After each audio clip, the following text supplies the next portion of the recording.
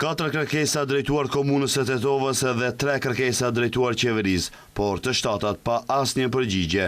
Gjykata kushtetuese publikoi vendimin me të cilin në vitin 2007 u riemërtuan 10 rrugë, sheshe, ura dhe objekte publike në Tetovë. Në arsyetimin e publikuar, gjykata kushtetuese bën të ditur se gjatë procedurës 4 herë ka kërkuar nga komuna e Tetovës dokumentacionin e plot që ka paraprirë miratimin e vendimit. Megjithatë, komuna nuk ka dorëzuar as kërkesën drejtuar qeverisë për marrjen e pëlqimit dhe as ndonjë dokument që dëshmon se një pëlqim i tillë është dhënë. Për të verifikuar nëse ekzistonte një akt i tillë, gjykata në 3 raste është drejtuar edhe qeverisë, por as ajo nuk ka dorëzuar dokument që do të dëshmonte se kishte miratuar listën e emrave të propozuar nga komuna e Tetovës.